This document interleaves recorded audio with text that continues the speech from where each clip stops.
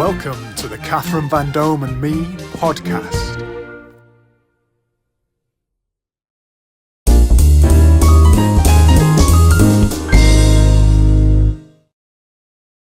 Hashtag hosts and the HQFM quiz and bingo software are proud to sponsor the Catherine Vandome and Me podcast. With HQFM quiz and bingo software, you can use this interactive quiz software at any venue. All you need is an internet connection. Go to hashtagquiz.co.uk for your free trial today.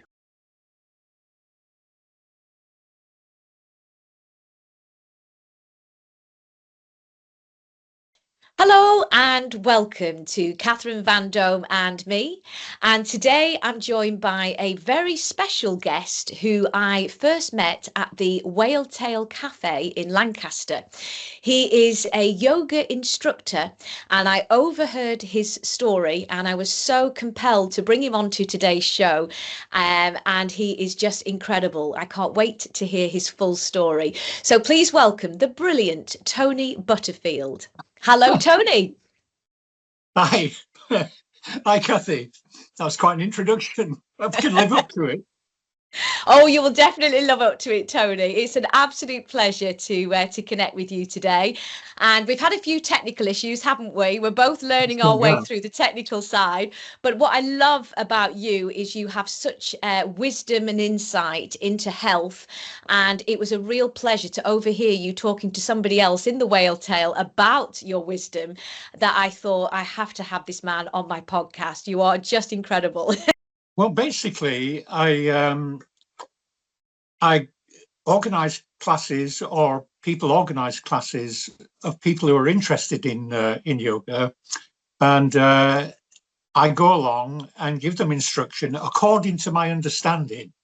Yes, that's really important, that part, because I always invite people who maybe have never done yoga before to don't take what I'm instructing as, the complete picture, that they must shop around and take in, try different methods of practicing and find a way that works for them. Wow. That's really important because, some people will resonate with how I teach and some won't. But it's such an important practice, in terms of achieving peace of mind, that I don't want people to miss out. So if they don't get my way of instructing, I urge them to go somewhere else, because they might find the person that will just get them on the right track for them. What is it about the practice, and what particular practice, because there's a lot of fields of yoga, isn't there? What is it about the actual practice that compelled you to have this as your career at this stage in your life? Well, to answer that question, I have to go back a long way. That's okay. Why I was interested in yoga in the first place. And, that goes back to kind of like childhood in the sense of when I was at school and, going through puberty, becoming very, like an awkward teenager. There were, I realized that my life was expected to be along the lines of more or less what my parents' lives were, and the people, adults living around me at that time. And, the options were pretty limited in the sense that, we either succeeded at school and then went to university, or you didn't go to university and you got say a manual job or an office job, that you could do, and then you went on to finding a partner, and having children, and that was that. In music, which I was really interested in, and lots of kids are now, the people who kind of like made a massive impact at the time were the Beatles. And so I became interested in their music, and it was like Beatlemania, everyone was obsessed. And at some point during their career, and I think this is probably when I got to about 13 or 14, they started talking about meditation as being something, really important to do. And I had no idea what that was, but, I was intrigued. I thought, well, if they're interested in it, it might be that I should be interested in it as well. So it was the word meditation then that was the buzzword for me. I'd never heard of the word yoga before. I'll kind of like cut a bit out of the story and jump to sort of around 1971 or 2, when I picked up by accident, really, someone had left it in the flat that I was staying, a book which I've got here in front of me, actually, Richard Hittleman's Guide to Yoga Meditation. Oh. So it wasn't the word, yoga, that it was the word meditation that got to me. So there's a brief introduction there, Tony, to what got you into it. What I'd love you to do now is tell me a little bit more about the yoga practice, and then we're going to go back in time, with your permission, right to your childhood, and we're going to start and go through that journey of your life story and what got you into it and how that transpires today. So what I would love you to do now, Tony, is just explain to us a little bit about the yoga practice and meditation, and then we're going to go back in time and hear all about you. How is that? Okay. Yeah. So so when it comes to the practice of yoga, as I teach it, then one of the meanings of the word yoga is union, and we can have a union between the mind and the body. We have the physical body with its nervous system, but we also have awareness, and in yoga, it's often referred to as the light of consciousness. So when the light of consciousness, meets with the body's nervous system, then you can feel things. So when we practice the yoga asanas, we're feeling what's going on in the body, and the way I encourage people to observe is without judgment.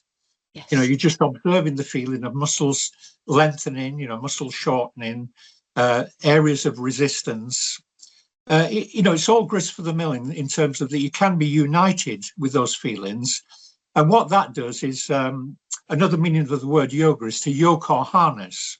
So it harnesses the mind, when you're focusing on your body, or when you're focusing on your breathing, you're harnessing the mind. And that's often where people observe how busy, the mind can be. What potentially in the Yoga Sutra is called the chitta vritti, the fluctuations of the mind. And, when we can kind of gain some control over these fluctuations of the mind and start to kind of like quieten it down, we realize, that we feel pretty much okay, actually. It's only when we start getting busy thinking about all the things that we maybe think we should do to be okay, that's when we get, a bit more sort of agitated. I would agree with that, Tony, and I think that lends itself to what this channel is about, because it's about entertainment and health, and what you have shown us today already is demonstrated there is a connection, an innate connection, an innate wisdom between the mind and the body, and very often they can be separated. So this is a physical health issue, this is a mental health issue, but what I'm hearing you say is that the mind body are innately connected. Is that correct? Yes. Well, we can be connected in emergencies. Yeah. When there's extreme stress happening, or we get some sort of like physical impact on us, then obviously the mind and body connects straight away. Yes. Yeah. But in everyday life, as you know, and most people experience this, that they're so busy doing other things, thinking about multitasking sort of thing, that we don't really feel the body anymore. And that's when we can be holding the body in really uncomfortable positions because we don't realize it. What you're saying is, Tony, most people who perhaps haven't been through a physical experience or a mental anguish or something profound enough for them to reroute themselves and look at the mind body and how we move, how we connect and how we interconnect with others, which is the journey you've been on and I myself am on.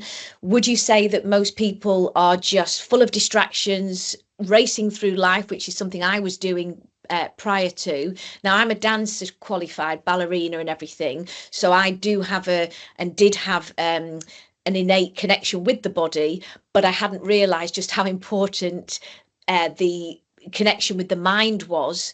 And we need to learn to stop, evaluate, rest, digest, and all of those important healing modalities. And would you say that yoga brings that together to the forefront? Is that correct? Yes, exactly. In that space where we sit at the beginning of a class and then we lie down at the end of the class and then get up and go out. We have that experience of, that we're devoting our time, our light of consciousness, to that task of harnessing the mind. That's Wow. what we're about. And hopefully that carries in some way, into everyday life.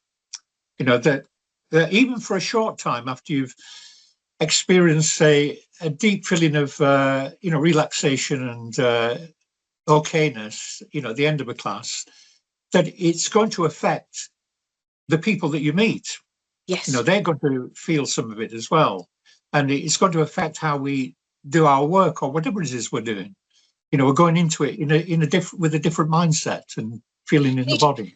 Can you explain how that would affect, Tony? I understand, and I'm sure other people who are into this practice will understand, but to the average layperson, can you just explain how that might positively benefit their day-to-day connections and communications? Well, take something like, driving. Yeah. When you get into a car, you have to be alert, to the driving, except that, because we get very accustomed to, the mechanics of a car, that we can drive and think about other things as well. Yes. So then we're kind of like thinking, about, I don't know, visit to the dentist, meeting someone, that you maybe don't get on well with, or, just all kinds of thoughts that arise, when you're driving. Not to mention, the stress of what's going on the road. People might just be pulling in front of you, and if you're in a bad state of mind already, you might think, what a terrible driver that is, for pulling in front of me. Whereas if you're feeling quite relaxed in yourself, it may be that you just think, oh, well, that person just misjudged a little bit. I misjudge things at times. It kind of like you have a different view of what's going on in front of you, depending on your own state of mind at that time. Wow, so, I think that's very valuable words of wisdom, because I noticed even in myself, particularly on stage, there would be so many pressures in my personal work environment that, as you quite rightly said, I might have less than an hour to get to a gig that's 2 hours away or whatever. And as you say, your nervous system is cranked to the max. Then you've got to go and do a show, and all the things that go with it in day-to-day life, and everybody's jobs all have pressures attached to them. And what you're saying is that by meditation and yoga and the practice of perhaps reevaluating how we are and how we connect with others. More understanding. Yes. That's the thing, it's understanding. Yeah. In the right at the beginning of the Yoga Sutras, it talks about the fluctuations of the mind that may or may not cause suffering, and one of the two of them that are paired together are understanding and misunderstanding. So if you're one of the examples that's often given in the yoga tradition is someone leaves a piece of rope on the floor, this is like coming from like, the Indian tradition now. Someone leaves a piece of rope on the floor, and through misunderstanding, someone thinks it's a snake. Yes. So then they're terrified. And it's just a misunderstanding, of what they perceived. So it's understanding what's happening around you that allows you to be a little more, responsive, to what's going on rather than reactive. It's when we're kind of like not understanding or not fully aware that we tend to just react to the world around us, and that can lead to some quite serious conclusions. When you just reacting, without really considering, without weighing things up. And I think that's very powerful what you said as well, because we are in very much a reactive, very fast world, lots of technological advancements that you and I struggled with this morning, and things that are going so fast paced. Even the television has a faster pace, and the movies, everything is so fast that it's almost stimulating or overstimulating our nervous systems, so that we're cranked to the max, so that our relationships, friendships, family connections are in many ways breaking down, when actually we need to go back into a more, what I call the 1980s, where it was a little bit less speed and less distractions and less technical this, that and the other, where children are focusing on those instead of perhaps building friendships, and they on the computer a lot more perhaps than in the past. Would you agree that some of the technological advancements perhaps are causing this nervous system overload? Would you say that there was a connection there in any way? Yes, and one of the key sort of phrases from the yoga tradition, I think it was someone called Ramana Maharshi. He said, the mind is a good servant, but it can be a poor master. So that's why we need to, take control of our own minds. But it's the same with technology. These phones were meant to serve us, but now they've become the master, or technology, computers, internet, for a lot of people, it's, they suffer without it. It's become the master, so they have to have one, in order to feel okay. With themselves. And I have to say, Tony, it is great for purposes of today, for example. So there are some positives, but what you're saying is we're almost becoming the slave to the technological advancements instead of having them as a choice. And even babies in prams, I notice, are being introduced to these, and they're no longer interacting with the mother when they're shopping and choosing what they want on the shelves. And therefore, perhaps we're becoming quite robotic, maybe, in our way of being, where we might pick something off a shelf instead of actually looking at the label and what's in it and talking to the child and what would you like for tea. Would you agree? And what's your thoughts on that? Well, I do a lot of cycling, and so on the local cycling paths, often shared, with pedestrians, footpaths, then, sometimes I do, see coming towards me a pram, where, the mother's on the phone or father's on the phone, and, the child's, being ignored, but they're ignoring me, they're not seeing me. Yes. Or if I'm coming behind them, I'm ringing a bell, but they're not hearing me. So it's very powerful, or it can be very powerful when you engage with the phone, it can kind of like blank everything else out. And, so that's a bit of a danger again, because we, if it's something stressful that you're dealing with on the phone, you're not noticing, say, the child, you're not even noticing what's happening in your own body, you're not noticing, bikes or whatever else is coming towards you. So, it can be it can be a problem. And I think what you're saying is we are sort of using these distractions, which are apparently they also encourage endorphins, so we're kind of addicted to them, a bit like sugar. So they are addictive, they are potential causing danger, as you say, and people are often on the phone even in the car, even though it's illegal. It's incredible what danger, potential dangers are being caused. But also we've got a breakdown of communication, because I also feel, Tony, that when you communicate by text, you don't get a feeling and a resonance.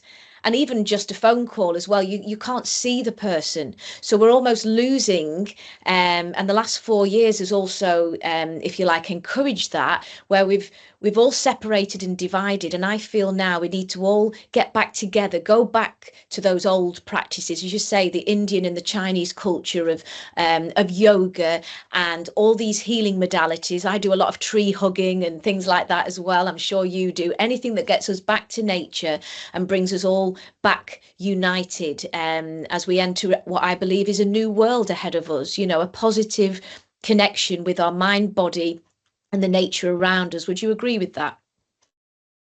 Absolutely. I don't know too much about how our bodies are when we do interact with nature, but for me there's something very spiritual about just simply going up the garden. Yeah. And I've got a pine tree that grew from an acorn that my daughter picked in Rylands Park, when she was a child, and I can I can look at the bark of that tree, and it's things like just making me aware of the the passage of time. Yes. That once it was like in form of a seed, that fell off the tree, and now it's this big sort of life form in itself, and it just sort of makes me just reflect on my own impermanence, and the impermanence of people around me. The people I love, will be, are here today, but they'll be, we'll all be gone at some point, So there's something about nature that just makes me, reflect on our own value and impermanence, and how we should maybe see life as being, transient, and then we'll maybe be a bit kinder to each other. Yes.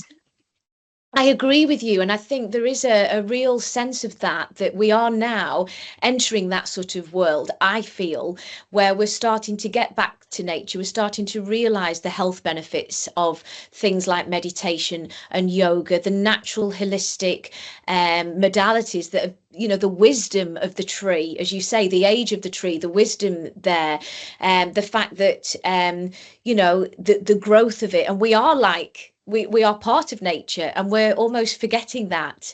We grew from that, and I feel that we need to almost go back to that in order to start to heal, what I call heal from within.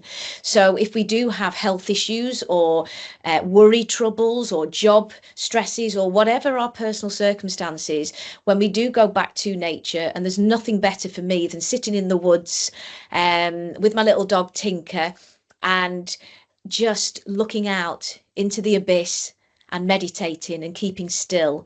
And I never thought 10 years ago that I would ever say that with the fast-paced life I had. And I am intrigued to hear what your thoughts on that are. And is that something that you also practice regularly? Yes, I mean the meditation is important for me to just like come back to the essence of this being who is capable of being aware, and as I move around in the world, I have to I'm reminding myself of what's important to me in terms of the code that yoga provides. So right at the top of the list is ahimsa, or non-harm. And next to that is satya, truthfulness.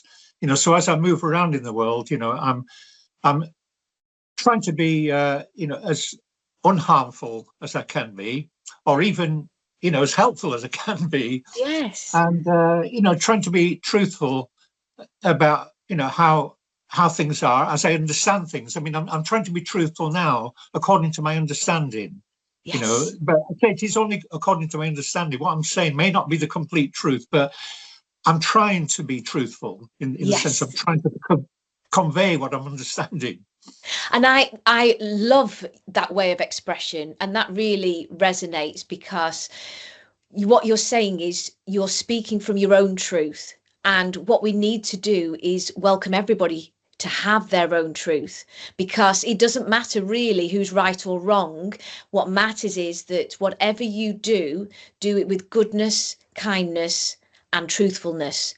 And I think that brings the community back together. Would you agree? Listen to each other and do it with humility, which is what you have in abundance. Yeah. Well, further on in the in the Yoga Sutras, I'm going to paraphrase these sutras now.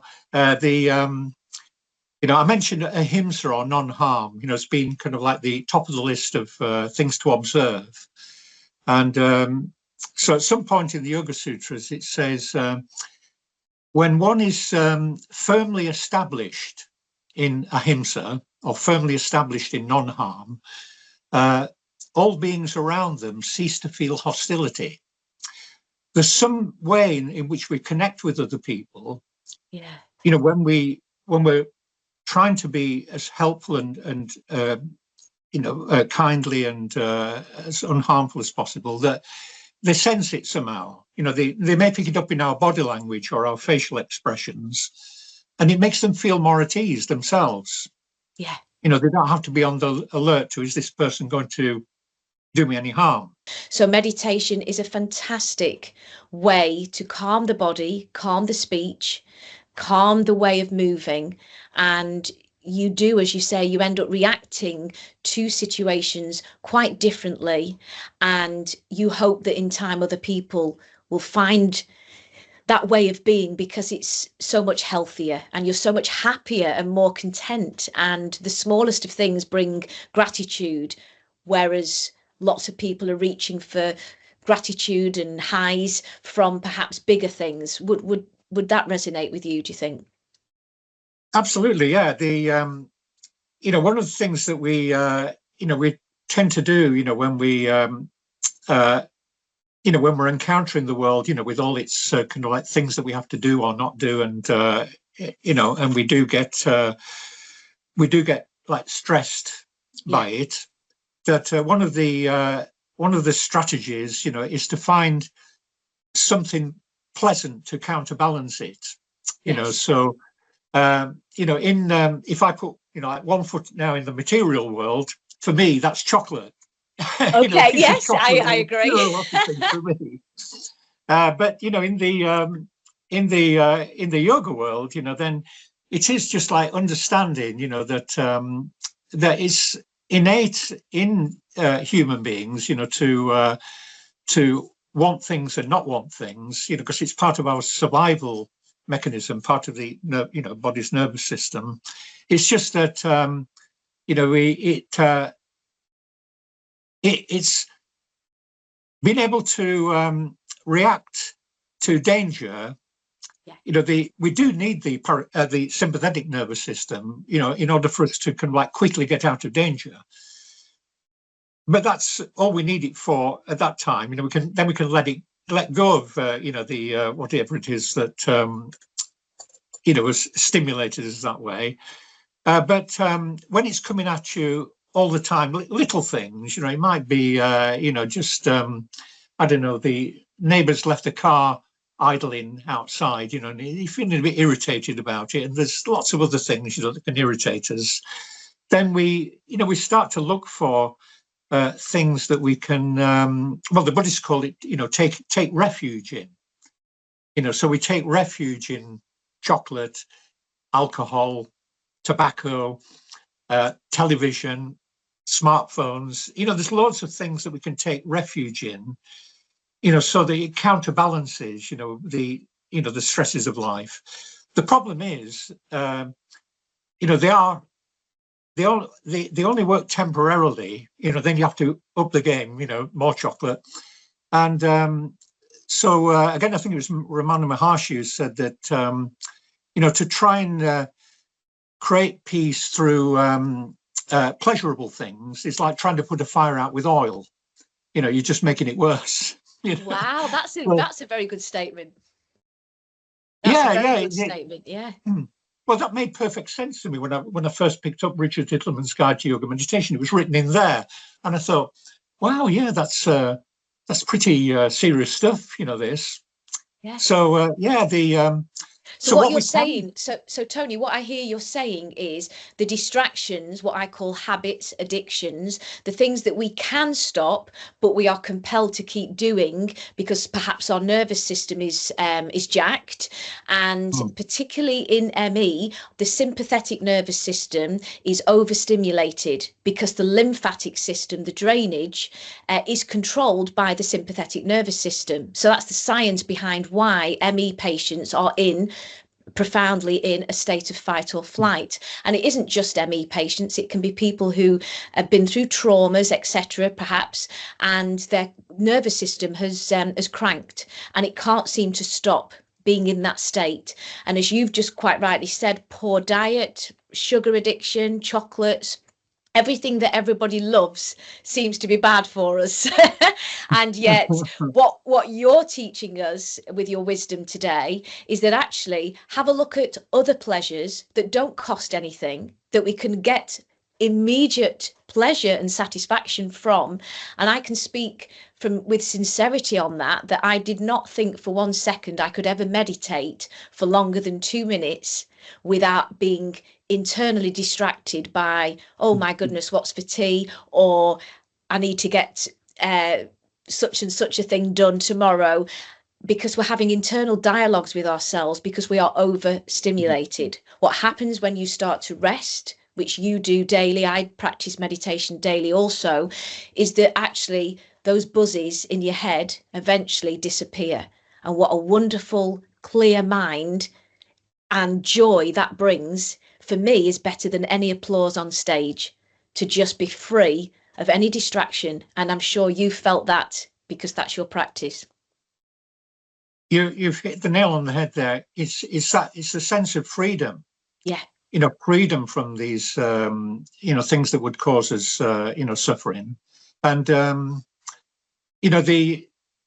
settling of the mind, that resonated with me when I first read that description of yoga, because one of the experiments that we did at school, was to get, we're all given empty jam jars, filled with water, but we put a spoonful of soil in, then we shook it up, and then we had to. This is in science at school, and then over the period of the lesson, this water would start to become clearer. All the solids would settle to the bottom, and then the water became clear again at the top. So it is when we can, just stop and sit, keep the body still, and just have an object of focus. And the breath is always there, so it's always a good object of focus. And, just maybe close our eyes to shut out the visual sense, that's pratyahara, the fifth limb of yoga. Then, the mind settles. And, thoughts that do arise, we have some choice over them. A thought can arise, but it's not what we're interested in at the moment, so we can set that aside. But it may be then that you think of a subject, that has been giving you a lot of stress, and you can focus on it more clearly. You can see all around it. You can get a better understanding of it, and see that it's not as scary, as we initially thought.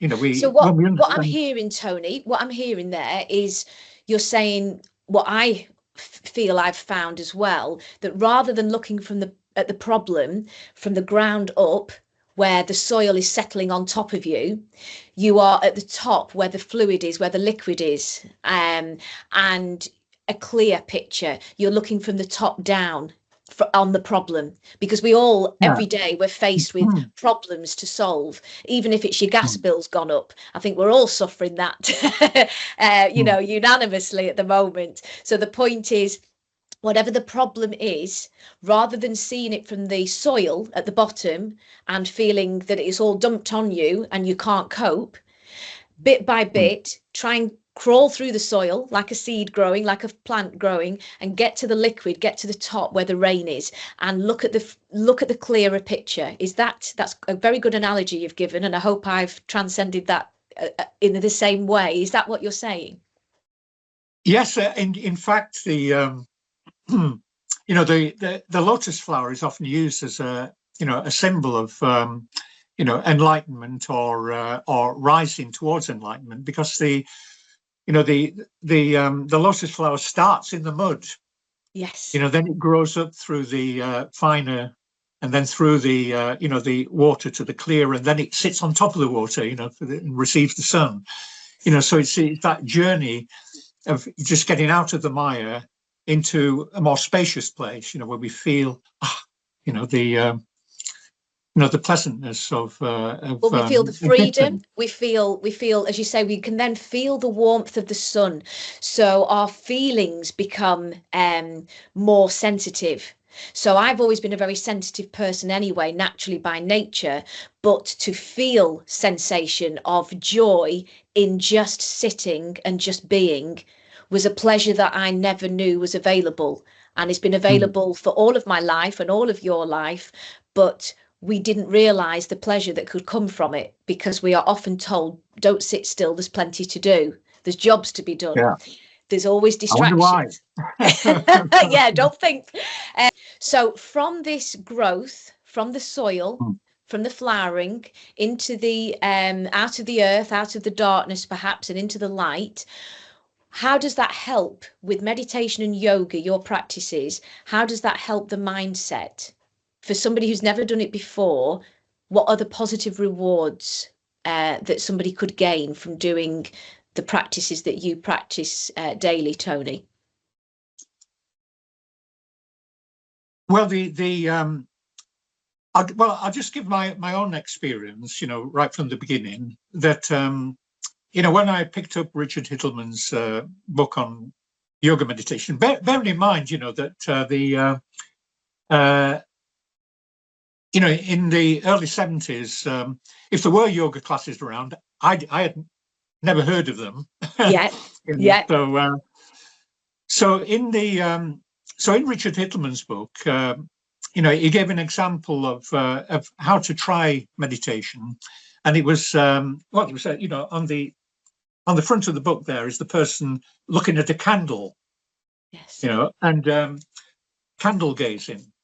So he said, you just sit a candle in front of you, light it, and just sit still and, look at the flame, and just, blink, from time to time if you need to, but try and more or less stay, with the flame, just for, say 2 or 3 minutes. Then he said, after 2 or 3 minutes, close your eyes and you'll see the after image of the flame, as like behind the retina. Yeah. And when I closed my eyes, I could see, this flame in my mind's eye. And he did say, the flame will probably diminish, but don't go away, stay with your eyes closed and it'll probably come back again. And it did. And, so this, and he said, from time to time, you can look at the candle flame again, get the after image, when you close your eyes, and just watch it. And when it goes, just sit a little bit longer, it'll come back again. And then he said, just notice how you feel after you've done this. And I just felt wonderful. I've never felt as at ease before. after just doing something as simple as that. So for me, that was the initial step that persuaded me to find out more. And that's when I discovered in the book, there were yoga postures, to do to help the body feel a bit more at ease.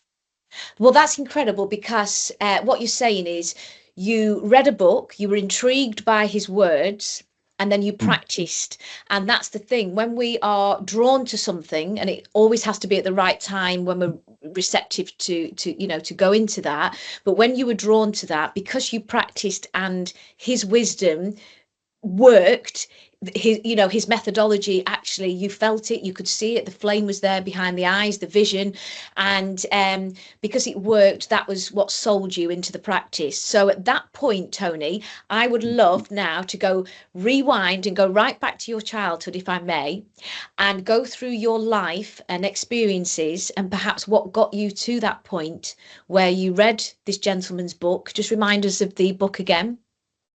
Richard Hittleman's Guide to Yoga Meditation. I don't know whether it's still in print. Well, you've certainly sold it to me. So go back to your childhood, if I may. First of all, Tony, where were you born, and what area? I was born in Lancaster Infirmary, and my parents lived in a little village called Mill Head in Carnforth. Oh, lovely. And so then at that time in the early 1950s, they were building the council houses all over the country, and we managed to get a council house, and so we lived in Carnforth on the council estate.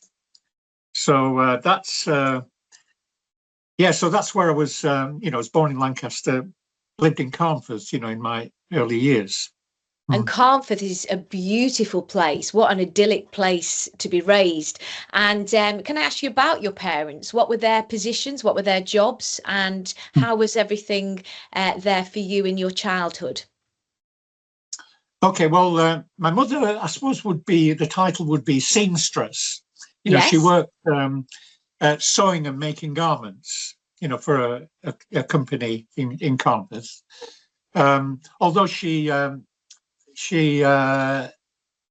I think she stopped working when her fourth child came along. I was the third, so she stopped, when the fourth one came along. And but my father was he was a lorry driver, a self-taught mechanic. Wow. And he described himself as, for tax purposes anyway, as a haulage contractor. Say that again. A haulage contractor. Okay. So he delivered loads of whatever, people wanted. There was quarries all around, Carnforth in those days. And so he would work for the quarries, carting, gravel from one place to another for road building and so on. And then later on, he kind of like he became what should we call it? A scrap dealer. Okay. He dealt in scrap, So he was hardworking. He was a grafter. Your father, what I'm hearing, and even your mother with 3 and then 4 children, as a seamstress, both hardworking. Again, both of those jobs you don't hear so much of today, do you, in this advancing technological world? And both are so valuable. To be able to sew is quintessential, and also, as you say, being able to engineer. Those are very valuable positions, aren't they? Yeah. And so you came along. You were number 3, did you say? Yeah. Yeah. And what was your childhood like? Where did you attend school? Was that also in Lancaster, or was that Carnforth? No, that was in Carnforth as well. In fact, my best friend is I met him on my first day at school. Oh, really? So we still keep in touch with each other now, yeah. And what's his name, Tony? Pete. Pete. Yeah. Big shout out to Pete. And what's his surname?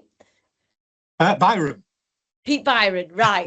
And so What sort of antics, what was your character like as a child? What were you like? Were you quite shy? Were you quite confident? What was your personality like as a little boy, Tony? Very shy. Okay. Incredibly shy. Really? Well, I had two older sisters who were very domineering. And so I kind of, they were always, picking on me for one reason or another. I mean, they were, it was fairly good natured, but it was just, I did feel, sort of shy and embarrassed a lot of the time. Oh. And I didn't, that lasted for years. Did that. And how did that, how were your school years because of this innate shyness? Were they impacted? Did that impact on that at all? I don't know to what extent, but I can remember, say, for instance, in secondary school. Yeah. When I was about 12 or 13, that we had a maths teacher who knew his subject really well, but he wasn't particularly tolerant of people who couldn't grasp the concepts.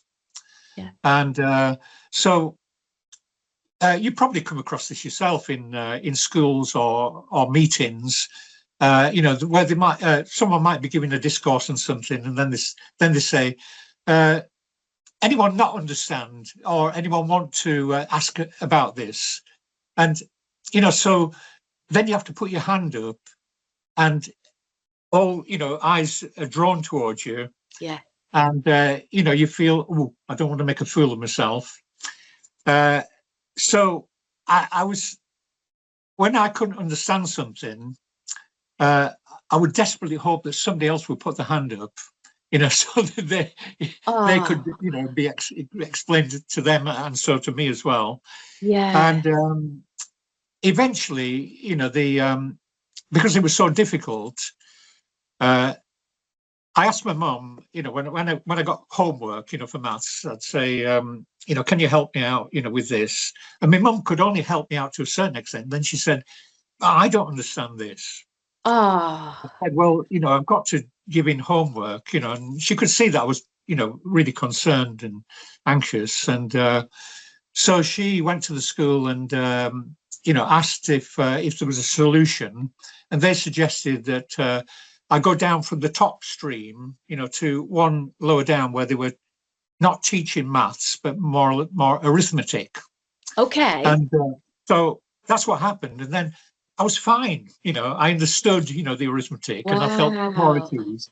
But the maths teacher did come over to me and at some point, and said, if you didn't understand, why didn't you, let me know that you didn't understand? And I couldn't even answer him, to say, I was too frightened, because I didn't want to say that. But I was frightened of him being judgmental of me and impatient. Yes.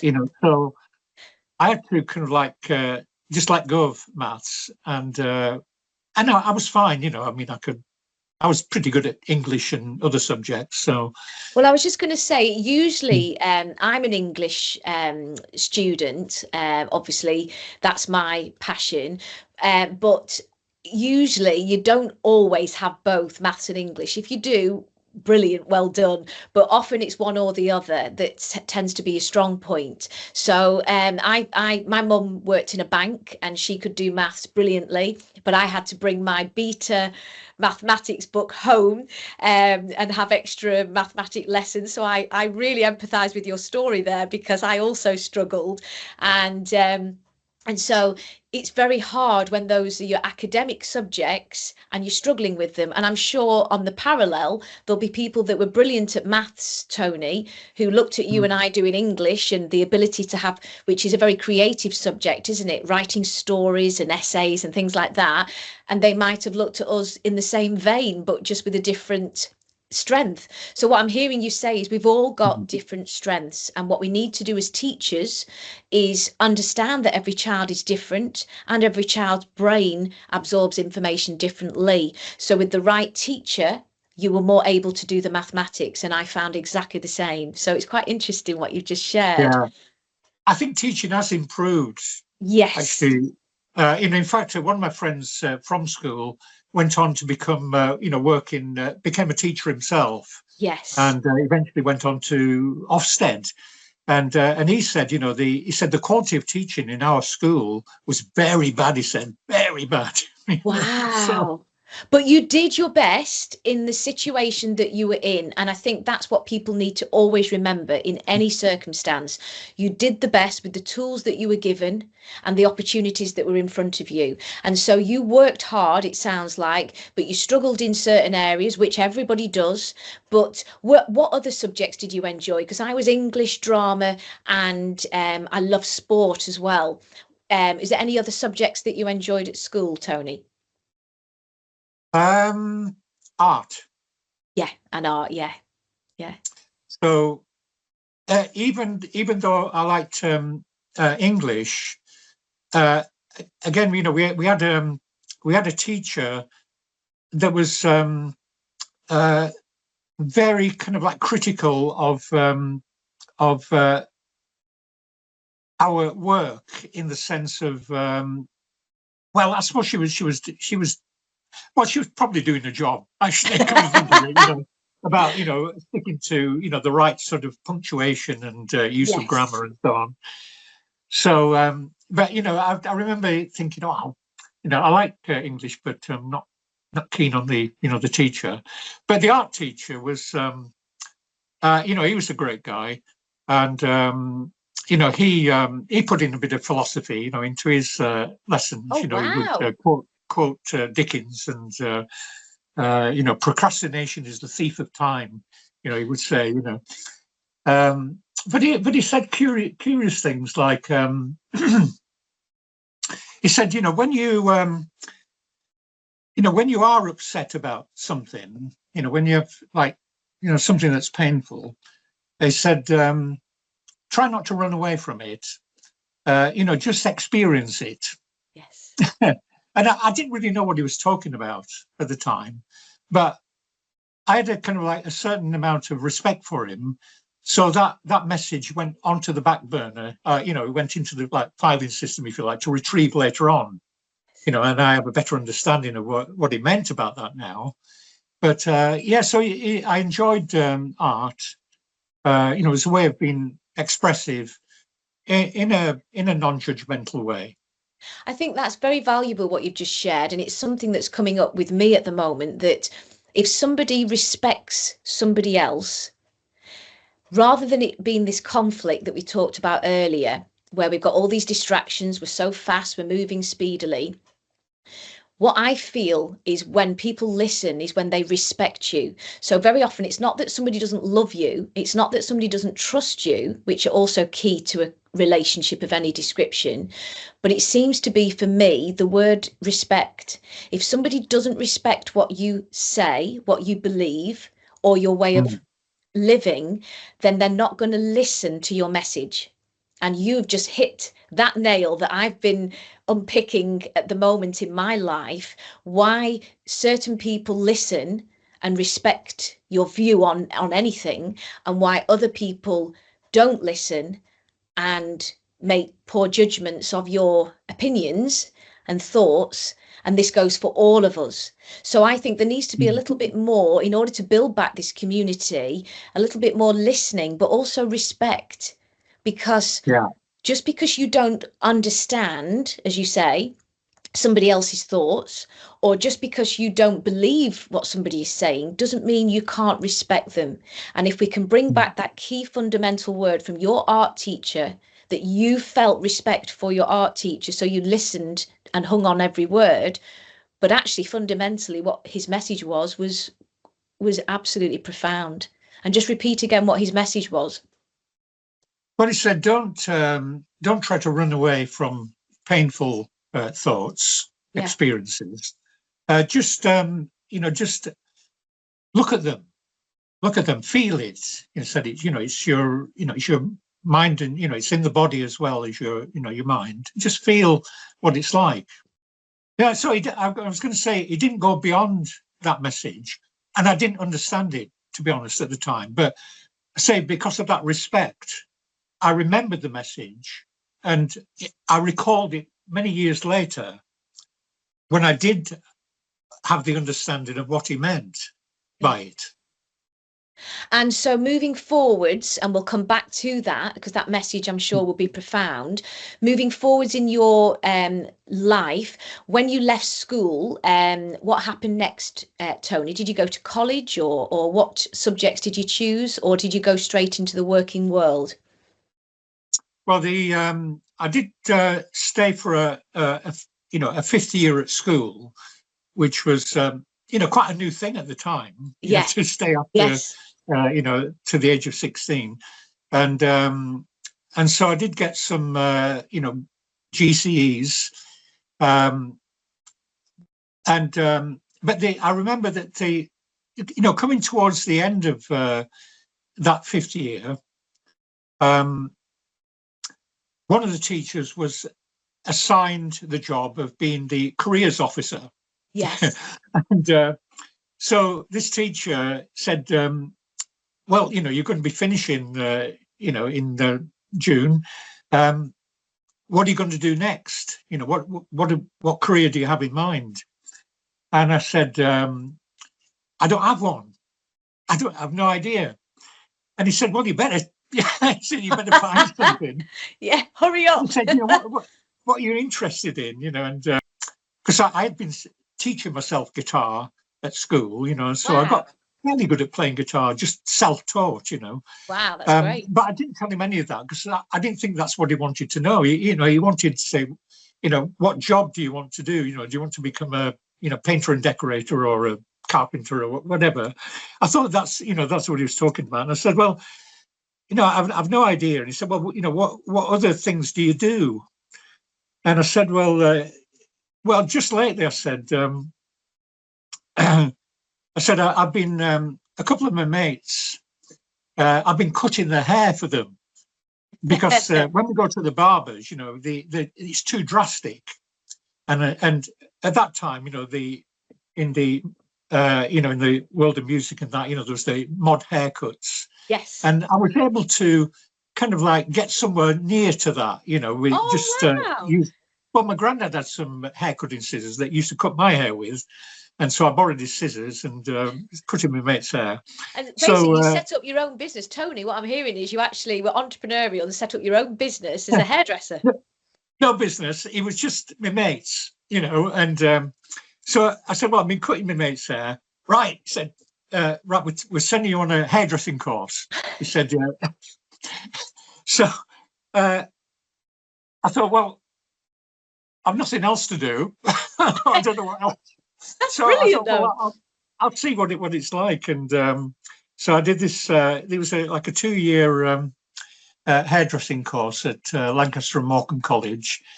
And part of the course, because it was like a full-time course, was that you had to, art lessons were part of the course. Wow. So the teacher, again, was a guy that I could relate to. Yes. And somebody that you respected. Yeah. I respected him. Yeah. And he at some point he said, I think you should consider not finishing off your hairdressing course, but going to art college. Wow. And he said, you'll need a couple more GCEs. And because I only had about 3 and you needed 5, to get into a college. And so I stopped the hairdressing course, took a couple more GCEs. I remember one of them was British Constitution. My goodness. And so then, I applied to the Story Institute. That's where Lancaster College of Art was, the Story Institute. And I got on a foundation course there. And then, you were right in the counterculture at that time, going to art college. And I felt, that I'd met, I felt that was like more or less at home in terms of, there were people that weren't, that didn't want those didn't want to fulfil the expectations of going into, a job as mechanic or joiner or bricklayer, and all these things that I really respect. Yes. We need them, but it was the expectations that your life was already mapped out for you. Yes. And that's what I didn't want. And the counterculture was different. It was saying, that there are different ways of looking at life.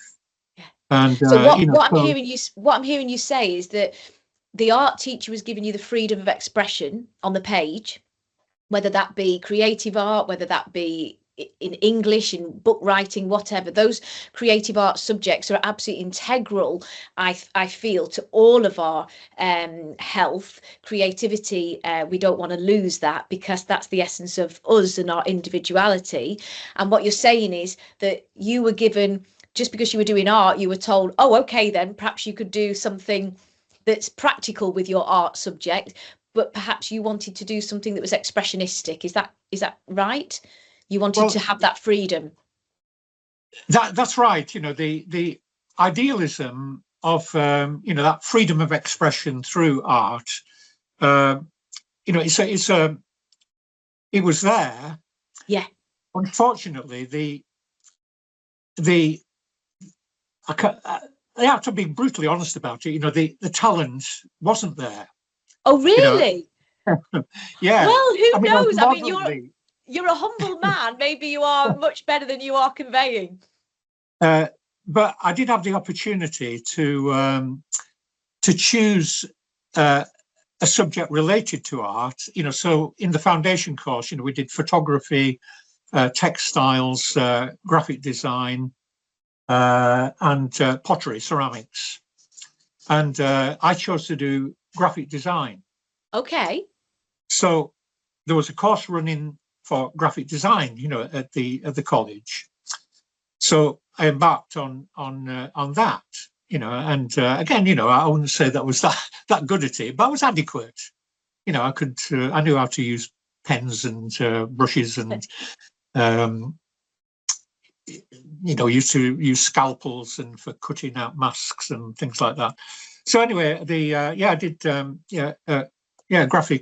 graphic design, and then after I'd finished the graphic design course, there was a job going locally at a printer's, where there wasn't a design job available, but there was a printing job available.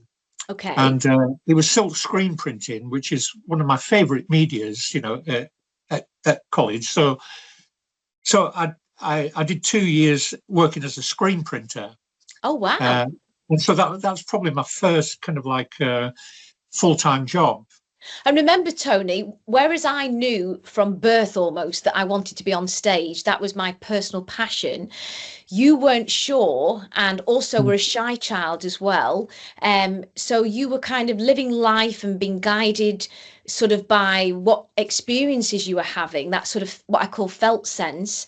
And what I like is that you tried these different things, and they are unusual, as you say, comparative to perhaps other people that went straight to the engineer role or tradesman role. But you experimented, you did the hairdressing, you then had a go at the art. And as much as you're very self-deprecating, which I admire greatly, but you are actually very talented. You're obviously very gifted at these subjects, because you wouldn't have been able to do them. And then you've obviously transcended into the printing. So you've if you like, you've had a taste and you've had a flavour of these brilliant creative skills that most men of your generation and time perhaps would not have had those opportunities.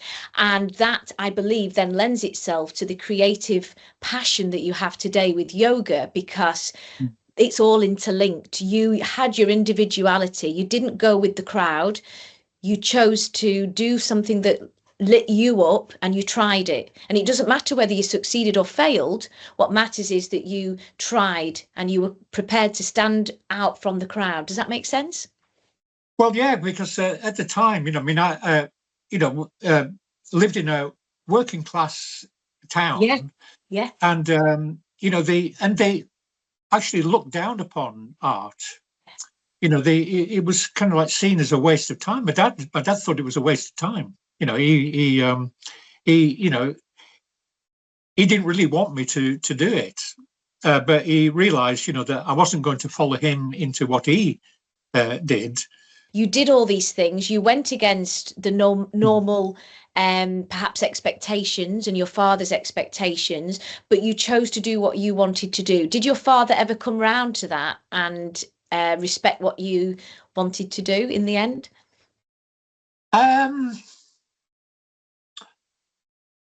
Not fully. I think he did. He did appreciate, that I did pursue, the art subjects. That I did, despite the the difficulties, that I was still keen on trying. Yeah. So I think he did respect that, but he just couldn't get his head round, art as being anything of worthwhile, Yeah. And I understand now that that's because of his culture. Of course. Because it's amazing to think that when he was a child, when he got to the age of 12, he lived in his parents lived in Dalton-in-Furness, and he was hired out to a farm at the age of 12. That was common practice in those days. That you didn't go right through school. You got to a certain age and then you were hired out to earn income for the family. So he said, after 6 months, I went home, handed over my money, to my parents, and they gave me a new pair of wellies, and then I was back off again for another 6 months. My, that's a story. So you can understand how that affects, a person, in terms of, looking at the world of, work or occupations. Yeah, absolutely. And and also that's obviously going to affect his view of his own children, and this is in his expectations, as we talked about, and this is what I did, and this is what happens in all families, doesn't it, where whatever your expectations and conditions of worth are, you often then put them onto your children, and if your children have a different opinion, then often it's stamped out, just follow the crowd. But actually, what I admire about you is you did stand out from the crowd. You may have been a shy little boy, but you actually did something that lit you up. And not everybody makes that bold decision. And I'm really proud of you for making that, because it's made you the colourful human being that you are today, that does stand out from the crowd and does have an interesting, intriguing wisdom, innate wisdom, that I'm not working in a field and getting wellies at the end of the week. I want to do something that lights me up from the inside, which of course is exactly what we were talking about with yoga. So moving slightly forwards, what I want to ask you is, what was the precipitation of you getting into the yoga practice? What was the precipitation that led you into that? Well, after working 2 years for a printer, a job was advertised as they advertised a graphic artist. They advertised for a graphic artist at the what was the Loon Mills? Oh yeah, which is it's gone now. It's like housing now, but it was one of the factories. The big factories, probably the biggest. It was the Williamson's factory, and so they needed a graphic artist. So I applied for the job and got the job, and so that coincided with because I'd met my partner at college, and we'd been together for a couple of years. And then, she got pregnant, and then I got this job, so so I was able to earn a decent living, whilst bringing up children. But when it got to, I think it was 1997, 98, I was made redundant from that job, because the whole industry was just like collapsing on itself. And so I was made redundant, which meant I got a redundancy payment. I can't remember how many thousands it was now. And so then I was back in the situation where I I didn't know what to do next.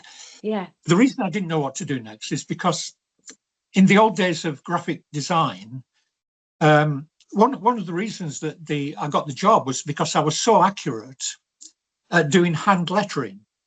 Oh, wow. And so everything. And again, like Tony, that's a lost skill today. That's a lost skill today, exactly. isn't it? Yeah. So so everything was done on a drawing board, and around you'd be surrounded by pens and ink and all kinds of other equipment that you use for creating something. As things developed, more and more could be done on a computer screen rather than on an actual piece of solid paper. Yeah. So prior to computers, cutting and pasting was literally cutting out a word, from a piece of paper and sticking it pasting it onto a piece of artwork, cutting and pasting. Now that was done on the screen. So my work involved, it became less tactile. Yeah. Couldn't hold a pen because it wasn't needed. It was all done on using fingertips and a mouse. Yes. Yeah. And it was like working through a window, so so instead of having all this tangible stuff around me that I knew how to hold and use, yes. Now it was all done on a screen. Yeah. And I was very unhappy. So in a way, redundancy was a relief. And I thought, well, I don't want to go back to working on a screen. Yeah. So, but what else can I do? And that's when a friend of mine who I'd met over the years, suggested that because of my yoga knowledge, I might consider studying to become a yoga teacher. Fantastic. Well, I'll pause you there and ask, you say because of your yoga knowledge, had you started to practice yoga, and when did that begin, Tony? Right. Well, I discovered that there eventually in the late 1970s, this was, that the places like the Adult College in Lancaster had yoga courses available. And I can remember, going to my first yoga class and thinking, oh, this is great. This is really good. At last, I've got someone to instruct me into, what to do rather than just like looking at in a book as an example and then trying it out, I've got a teacher to instruct me. So that was great. The surprising thing, I think, was, and it's still the case today, actually, that out of 20 students in the yoga class, only 2 of us were men. Wow. And that intrigued me. That really intrigued me. I thought, why is this? And I could never get a satisfactory answer. Nobody knew, and still don't know. I mean, I could speculate on it, but maybe a little later on I will. But anyway, so I went to yoga classes and I tried various teachers, so that I could develop a bigger picture of how to practice. So how old were you, Tony, when you first started? How old were you when you started the practice? When I went to classes, you mean? Yeah, when you first started practicing yoga, how old were you, Tony? Oh, when I first started practicing yoga from Richard Hiddleman, this would be around 1973, 1974, something like that. Wow. So you really have, for the audience to hear today, you really have got decades of practice of this particular holistic well-being, and you then trained in it. So just to move you slightly forwards, Tony, you then trained in this practice, and where did you go to train in yoga? Well, I applied to the British Wheel of Yoga. Yeah. And so I had to wait probably about, it was more than 6 months before the next course was starting from the British Wheel.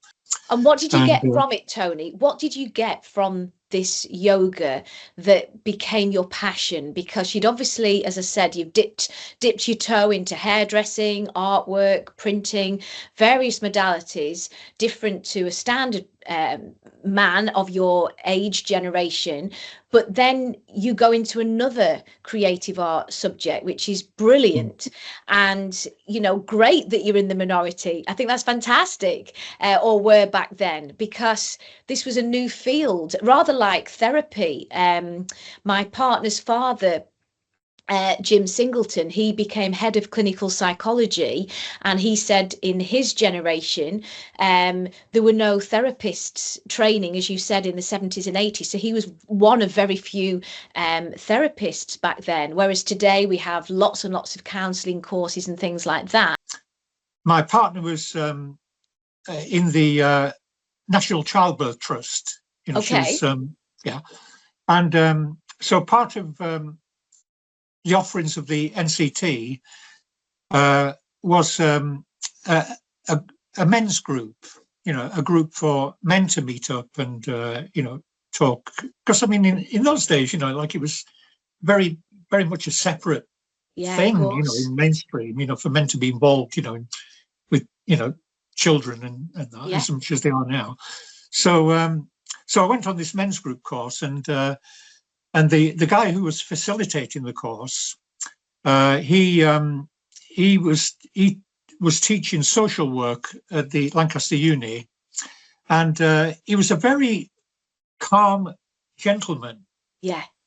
And he really listened, you know, to people, and he got people to listen to each other. And you know, I warmed to him, and eventually in conversation, I explained to him, you know, that my interest was in yoga, and he said, "Oh, well, my interest is in Buddhism and meditation, Buddhist meditation." Brilliant. So we had to talk about that, and I said, "Well, I'd like to know more about, you know, Buddhist meditation." And he said, "Well, at some point, you know, I'll try and get you onto, you know, a course for learning, you know, the Buddhist take on meditation. In the meantime, unfortunately, me and my partner got to the point of splitting up." Okay. And so it was, you know, we had 3 children, and the youngest one was only about 3, and so it was a very stressful time. You know, that time, getting my head around, you know, the fact of, you know, separating from, you know, my family. You know, it was incredibly painful.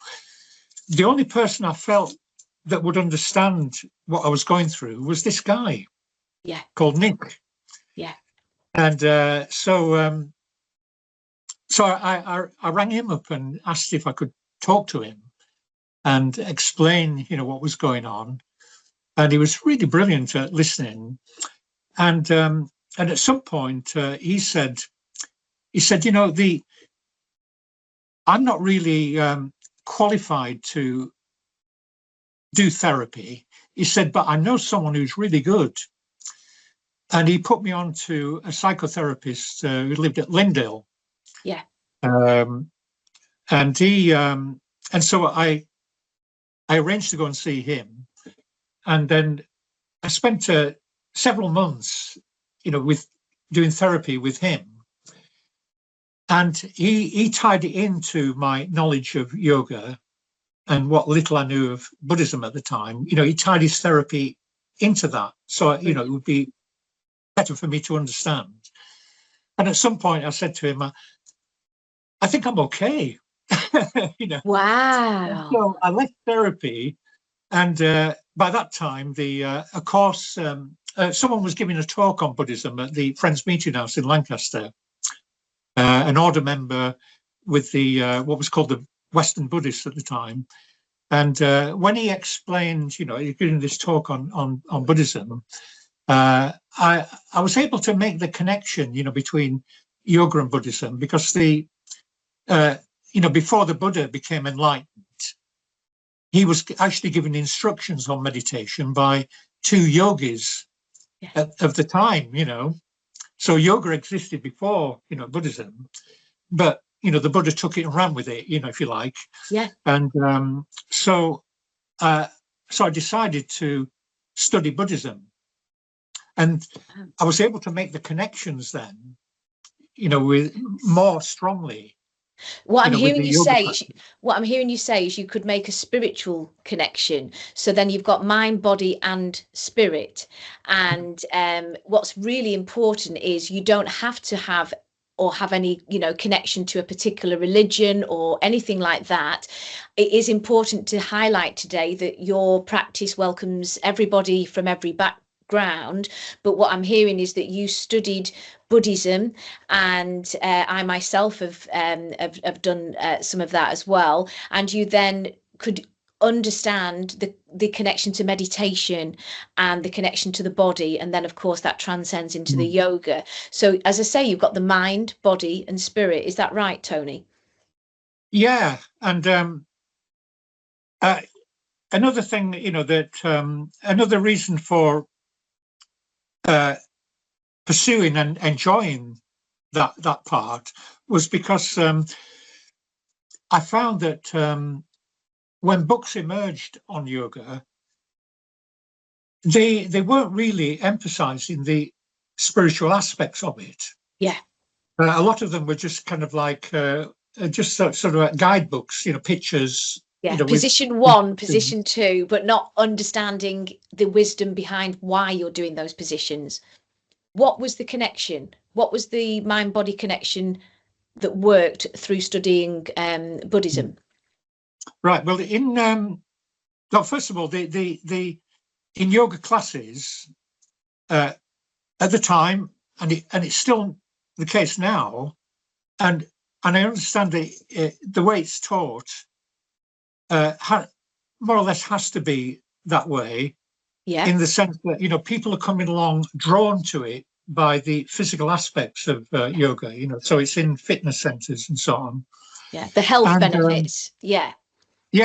And I realised when I was teaching, eventually when I got teaching, I was teaching at the adult college, and I was handing around a leaflet on the 8 limbs of yoga, which was listing, like the yamas and the niyamas and why they're important. And someone, picked it up and said, "What's this got to do with me? What's this got to do with anything?" Wow. And I realised, that it was their misunderstanding of what yoga was through the misunderstanding of the college, for it, that led to us coming along thinking it was going to be physical exercise. And so my task, now is to, because people still have those expectations, coming to, say the yoga, the sports centre at the university. They're still coming. Many people are still coming with expectations that it's like an alternative Pilates or or just a way of stretching before other exercise and before so on. Proper exercise. Yes. Yeah. And so I have to. I teach the asanas, the yoga postures, but my task is to, whilst teaching them, to try and insert the yoga philosophy in a way that doesn't distract, these people from getting what they want from the physical aspects of it. It's just there as an extra, if they want to have it. What happens within that? Is it 45 minutes or is it 1 hour? What's your practice time? And just give us a little bit of a brief synopsis of what your particular classes are about, and of course where we can find you as well in Lancaster. Well, at the moment, I teach at the University of Cumbria, and that's a 90-minute class. At Lancaster University, I do 2 one-hour classes because that fits in with their timetable. I've been doing a a class in Carnforth that was organised by people who were interested, and they hired me to come along and teach them. That's been going for about 20 years. Wow. And that's a 90-minute class. And my latest one is for the University of the Third Age. So that one is one where that's an hour, and that's at the Lancaster Library on a Friday morning. But you have to be over a certain age for that. Okay. How old do you have to be, Tony? Because if anybody's watching and wants to join. Yeah. Well, 60 plus. Okay. Okay. As far as I know, I think it's 60 plus. And yeah, the problem is it is fully booked up and there's a waiting list. That's the trouble, Okay. And how can they get in touch with you, Tony, just in case they are slightly under that age and they want to know which classes would be appropriate for them? So anybody that's under or over that age, how can they actually contact you, Tony? Well, if you give them my landline number or my mobile number. What we can do at the end is perhaps do a little contact number at the end, which would help, perhaps. Yeah. Yeah, just literally, I've never advertised. It's just all purely word of mouth, and I don't like technology. No. And I'm happy to do this because you made me feel quite relaxed. But I don't like using technology. I think I might have. I don't know whether I explained to you before the Lancaster University when the COVID lockdown came along. They wanted to maintain contact with me via email. And so someone from the Human Resources Department was on the landline to me. I had a laptop that my daughter had bought for me, and they were trying to instruct me on how to use, the email and stuff. And it was, really painful. Yeah. Literally, it was like there was a headband, someone was tightening around my head. Yeah. And a few days after that, my vision went blurred in one eye, and that turned out to be a CRVO. Can't remember what the letters stand for now. Central retinal vein occlusion, caused by a sudden extreme surge of stress. So wow. At that time when I was on the phone, I'd lost my mindfulness and was just purely caught up in the, trying to do something which wasn't working for me. It was like a kind of dyslexia. I couldn't understand what was going on the screen. When was this, Tony? This is 2020? 2020. Mm. Wow. So that's sorted now. I've got incomplete vision in my right eye, but I more or less can see okay. But what was the outcome of that, Tony? What happened when it happened? Did you have to have an operation, or what was the outcome? Yeah, you have to I went to the optician. The optician identified it and said, I'm pretty sure this is what it is, but I'll make an appointment for you to go to the hospital to have a specialist look at it. They confirmed, what it was. And then the next thing was an appointment to have, and I have to apologise to your viewers now, but I had to have an injection in my eye. Oh, goodness. From the behind the eye, this is. I mean, they give you kind of like two sets of, anaesthetic. Oh, Tony. Using kind of like, cotton wool. And then they give a stronger one. And then this, the main injection is it's actually to destroy the vein that's expanded, because the occlusion is where the blood pressure has made the vein expand, and it pushes the retina out. It causes a bulge in the retina. So in order for the retina to go back, this vein has to be reduced. The eye problem wasn't a problem. It was my inability to to cope with this type of technology. Yeah. And there may be kind of like reasons for my inability that I don't even know yet. Yes. But anyway, when it came to the eye condition and treatment, I was perfectly all right with that. Because it is just trusting the professionals, and I was able to.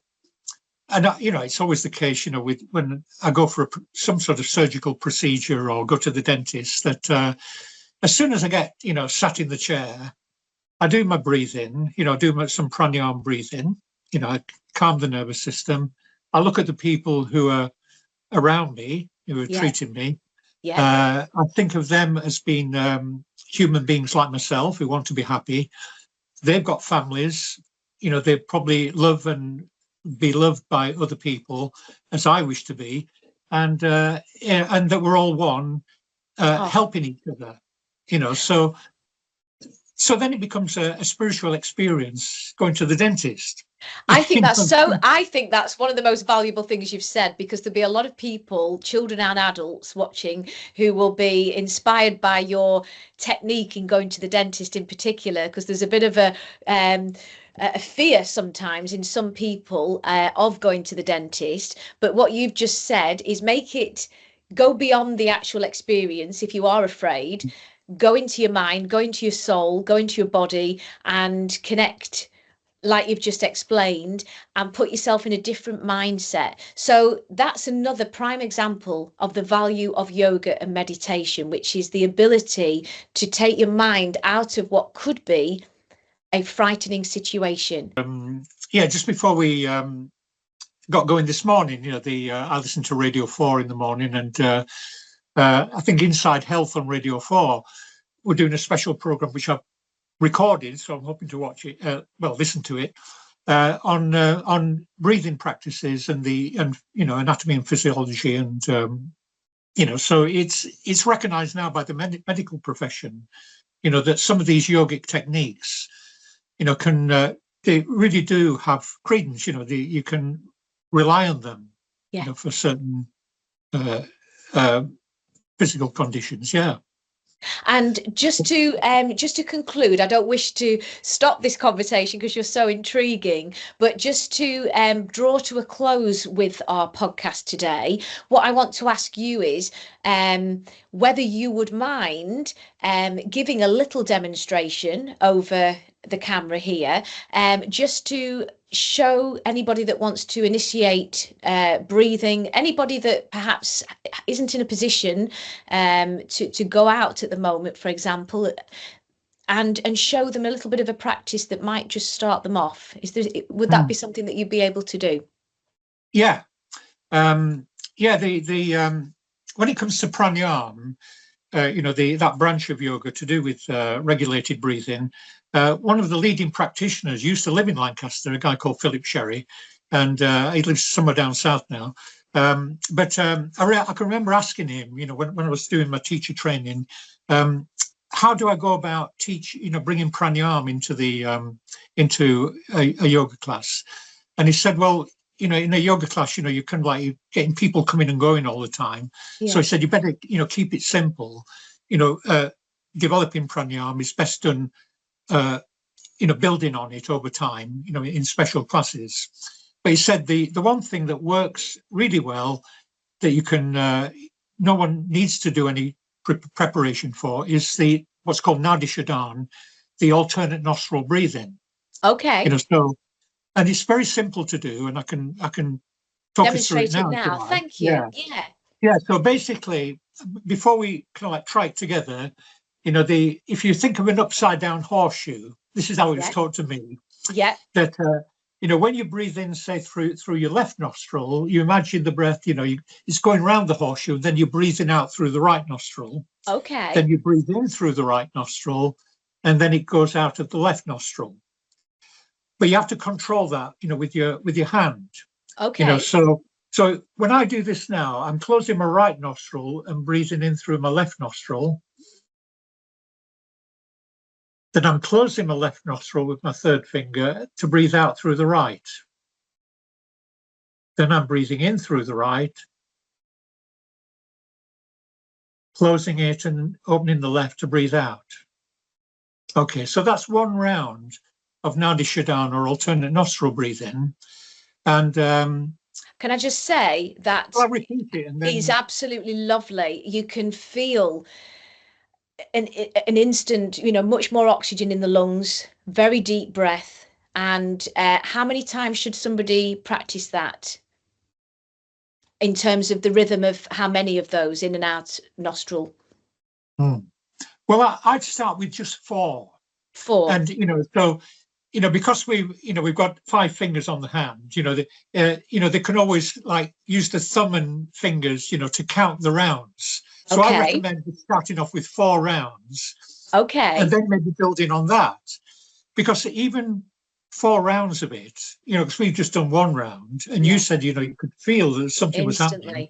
Yeah. Yeah, so 4 rounds would, if a person just sits then and reflects on how they feel, then if they do feel a difference, then maybe they can continue with it, say another day, and maybe even build up, to 6 or more rounds, or just continuously, for, using a timer.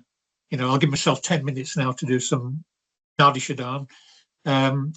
But, I always think it's best to, when people say, well, what can I do as for a regular practice? I always think if you give them too much stuff to do, they won't do anything. Yes. So I say, well, why not just sit and do 1 breath? And then go about your business, and then next day do the same again, and then maybe. So you really are starting very small. Yes. Well, what a good way to encourage people to start. So you're saying, don't overload the mind. You can read the book, which you can show again at the end, but you don't overload the mind with too much of the detail behind the practice. That's something you can do as you build and build. But just start with the meditation side, the deep breathing, which is so quintessential to life. For goodness sake, it's the most essential component, and it's what keeps us alive. So understanding how we breathe, how we sit, how we stand, start with that and the breath work, and then also build eventually perhaps into attending yoga and those types of practices. And what do you think are the profound health benefits, just to conclude today, that can be found from these practices?